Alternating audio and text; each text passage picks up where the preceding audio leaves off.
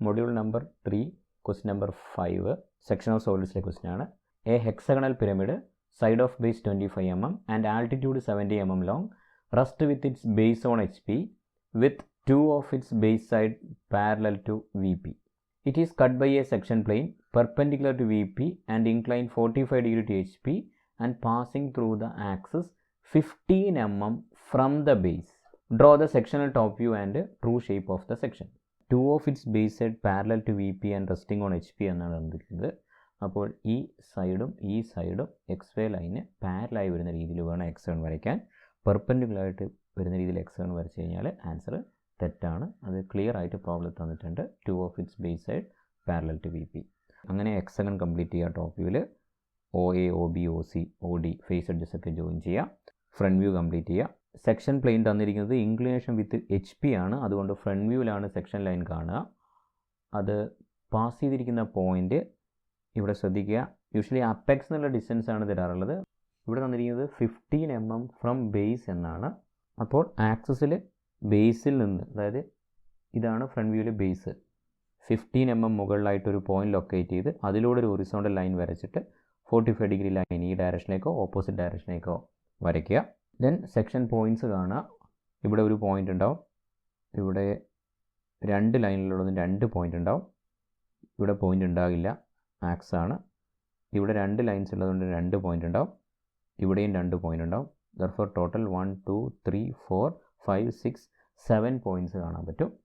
ഈ 7 front view പോയിൻറ്റ്സിനെയും top വ്യൂയിലേക്ക് project ചെയ്യുക. അപ്പോൾ നമുക്കിവിടെ സെക്ഷണൽ ടോപ്പ് വ്യൂ കിട്ടും. സെക്ഷണൽ ടോപ്പ് വ്യൂ വരയ്ക്കണം, കാരണം പ്രോബ്ലത്തിൽ ഡ്രോ സെക്ഷണൽ ടോപ്പ് വ്യൂ തന്നിട്ടുണ്ട്.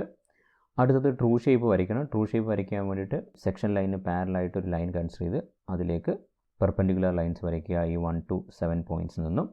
എന്നിട്ട് എക്സ് വൈ ലൈനിന് 1ലേക്കുള്ളത് അല്ലെങ്കിൽ 2ലേക്കുള്ളത് കറസ്പോണ്ടിങ് ഡിസ്റ്റൻസ് എടുത്തിട്ട് ഈ 1 2 3 4 5 6 7 പോയിൻറ്റ്സ് ലൊക്കേറ്റ് ചെയ്ത് കഴിഞ്ഞാൽ ട്രൂ ഷേപ്പ് കിട്ടും. ഇതും സിമ്പിൾ ക്വസ്റ്റ്യൻ ആണ്.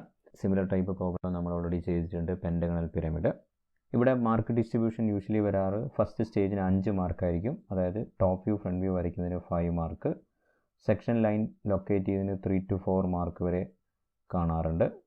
സെക്ഷണൽ ടോപ്പ് വ്യൂ വരയ്ക്കുന്നതിന് 5 മാർക്സ്, ട്രൂ ഷേപ്പ് വരയ്ക്കുന്നതിന് 5. ഓക്കെ, അങ്ങനെ 5 + 5 + 5 + 3 18 + 2 mark for neatness and dimensioning. ഇങ്ങനെയാണ് വരാറുള്ളത്. ട്രൂ ഷേപ്പ് വരയ്ക്കാൻ പറ്റാത്തവർക്ക് 5 മാർക്സ് കുറയും. പിന്നെ വരുന്ന മിസ്റ്റേക്സ് ആണ് ഈ 15 mm ലൊക്കേറ്റ് ചെയ്യുന്നത് അപ്പെക്സ് എന്നൊക്കെ എടുത്തു പോകും. അപ്പോൾ സിമ്പിൾ പൊസിഷൻ്റെ മാർക്ക് മാത്രമേ കിട്ടൂ. പിരമിഡിന് പകരം പ്രിസം വരച്ച എന്താ സംഭവിക്കുക എന്നൊക്കെ കമൻറ്റൊക്കെ കണ്ടിരുന്നു. അപ്പോൾ പിരമിഡിന് പകരം പ്രിസം വരച്ച് കഴിഞ്ഞാൽ മാർക്ക് കിട്ടില്ല.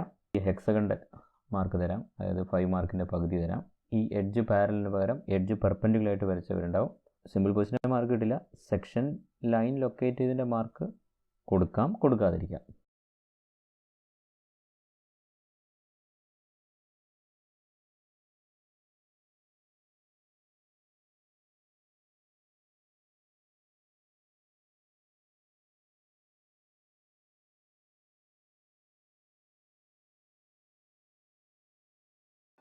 Thank you for watching.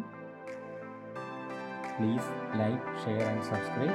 Doubts ഉണ്ടെങ്കിൽ കമൻറ്റ് ചെയ്യുക.